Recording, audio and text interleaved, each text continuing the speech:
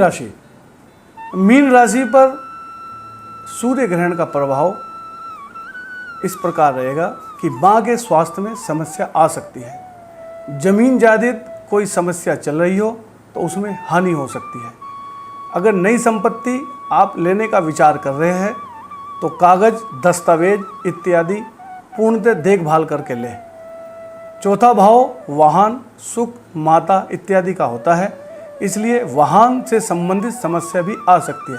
अन्यथा वाहन खराब होने की समस्या, अन्यथा वाहन के दुर्घटना की समस्या, इसका भी सामना करना पड़ सकता है, क्योंकि सूर्य की जो घटना है वो पृथ्वी को प्रभावित करती है और जो पृथ्वी की घटना है वो व्यक्ति को प्रभावित करती है। और जिस घटना में मानसिक रूप से प्रभाव आए वहाँ पर दुर्घटना के चांसेस ज़्यादा बन जाते हैं। इसलिए अगर आप ड्राइविंग से बचे तो ज़्यादा बेहतर है, अगर करनी पड़े तो सजग होकर करें। किसी भी प्रकार का किसी उपकरण का यात्रा के समय इस्तेमाल ना करें जिससे आपकी मानसिक स्थिति डगमगाए। आपसे अनुरोध है कि आप अपनी माता का प्रतिदिन आशीर्वाद लें, उनकी सेवा करें। उसके बाद जो भी अपने सहयोगीगण हैं, सहयोगियों का साथ दें, उनका सहयोग करें। अपनी सेहत का विशेष ध्यान रखें। यह मीन राशि पर ग्रहण है। मीन राशि आपके लिए शुभता के लिए लेकर आई है, परंतु शुभता किन्हीं कार्यों को या आशीर्वाद के उपरांत उत्पन्न होती है। इसलिए आपसे विशेष आग्रह है कि आप अपने बुजुर्गों का, अपनी माँ का आशीर्वाद लेने के बाद ही अपने किसी कार्य को, निर्णय को पूरा करें। अगर हो सके तो अपने माँ बाप की सलाह अवश्य लें और उन्हीं की सलाह के बाद कोई कार्य करें। वाणी पर कंट्रोल रखें। कार्य व व्यवसाय बदलने की जगह अगर आपके मन में ये विचार आ रहा है, क्योंकि ये समस्या इस समय सामाजिक, आर्थिक और व्यावसायिक और वैश्विक रूप से समस्या है, तो अगर आपके मन में यह विचार आ रहा है कि आपको व्यवसाय बदलना चाहिए या ये जॉब बदलनी चाहिए, ऐसा बिल्कुल ना करें। आप अपने जॉब पर, अपने व्यवसाय पर पुनः ध्यान दें। उसी में सूक्ष्मता व सतर्कता बरतते हुए उस पर कार्रवाई करें। इसमें अनिष्टता से बचने के लिए मैं आपको निम्न उपाय बता रहा हूँ। पीले कपड़े में चने की दाल, गुड़, बेसन की रोटी ग्रह के उपरांत गाय को अवश्य दें। अगर पीले कपड़े में ये तीनों चीज़ बांधकर आप रखें, ग्रहण के समय अपने घर में दीपक जलाए, उसके उपरांत ही आप इसे ग्रहण में किसी गाय को, किसी जानवर को आप दे सकते हैं। इसके उपरांत आप यह ध्यान रखें कि सभी राशियों के अनिष्टता के उपाय बताए हैं, पर अनिष्टता भी वाणी को संयम रखने से, बुद्धिमत्ता का इस्तेमाल करने से और व्यक्ति के व्यक्तित्व की शिक्षा के आधार पर कम या ज़्यादा भी हो सकती है। इसलिए इस बात का विशेष ध्यान रखें कि अपनी वाणी पर संयम रखें, सहयोग की भावना रखें, दया भाव रखें, एक दूसरे का सहयोग करें, एक दूसरे की कमियों को, एक दूसरे की समस्याओं को समझकर उन्हें दूर करने की कोशिश करें। यह हमारा राशिय फल भी है और कोरोना काल के लिए आपको एक सलाह भी है।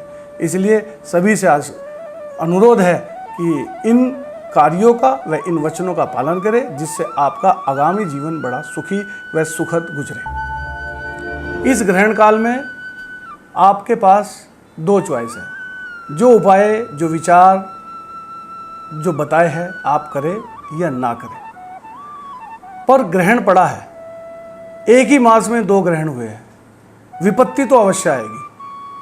आपने इस विपत्ति से कैसे पार पाना है यह आप पर निर्भर करता है। दूसरी कंडीशन में ग्रहण जिन जिन कारणों से कष्ट लाता है, चाहे वो पहाड़ पर भूकंप उत्पन्न करे और चाहे समुद्र में सुनामी उत्पन्न करे, और यह स्थिति परिस्थिति 6 महीने के अंदर अवश्य प्राप्त होगी। क्योंकि जब सूर्य पर कोई गतिविधि हो रही है और हमारा संतुलन बिगड़ रहा है तो अवश्य ही समुद्र का व पहाड़ों का संतुलन बिगड़ता है। और पूर्वी तरफ से इस बार आशंका है किसी भी प्रकार की, क्योंकि इसका सेंटर नंदा देवी की पहाड़ियाँ है जो हिमालय की श्रृंखलाएँ हैं, तो उधर भी किसी न किसी भूसंकलन व बर्फ़ की समस्या या युद्ध की समस्या उत्पन्न हो सकती है। तो आपसे अनुरोध है कि किसी भी प्रकार की समस्या से आप बचें, और मेरा उद्देश्य आपको डराना नहीं, आपको आग्रह करना है, आपको आगाह करना है, जिससे आप सभी समस्याओं से विमुख रहे। मेरा प्रथम प्रयास यही रहता है कि सभी संपन्न रहे, खुश रहे, स्वस्थ रहे। कल योग दिवस भी है, तो स्वस्थता के लिए योग दिवस की आपको हार्दिक शुभकामनाएं। और सभी से नम्र निवेदन है कि आप योग साधना कम से कम 30 से 45 मिनट अवश्य करें, और उसके बाद आपको आनंद की अनुभूति हो तो प्रतिदिन आप इस योग को निरंतर रखें। कल जो योग दिवस है और अगला योग दिवस जो 2021 में आएगा, अगर इस समय में आप योग का सहारा लेते हैं तो आप अपने अंतर्गत स्वास्थ्य की, मानसिक स्थिति की, शारीरिक स्थिति में इतनी पॉजिटिविटी पाएंगे कि आप हर समस्याओं को निम्न स्तर पर पाकर उससे निराकरण पा सकते हैं। यही हमारी इस बीमारी का भी इलाज है। हम कोरोना काल से गुजर रहे हैं। कोरोना काल में सर्वप्रथम सहयोग करें, अपने निकटतम जो विपत्ति में लोग हैं उनकी सहायता करें, सरकार की गाइडलाइन का पालन करें और घर में रहे, व्यर्थ घर से बाहर ना निकले। अगर किसी भी प्रकार का स्वास्थ्य में कमी हो तो उस स्वास्थ्य से संबंधित डॉक्टर से आप जाकर मिले, घबराए नहीं, लड़े, डरे नहीं। मेरा आपसे पुनः हाथ जोड़कर नम्र निवेदन है कि आप इन सभी बिंदुओं पर अवश्य गौर करेंगे और मेरे द्वारा दिए गए विचारों पर पुनः विचार कर आप इन कार्यों को अवश्य करेंगे। अतः मैं हाथ जोड़कर प्यार भरा नमस्कार पंडित मुकेश शर्मा आराधना चैनल के द्वारा अपने विचार प्रस्तुत किए। धन्यवाद।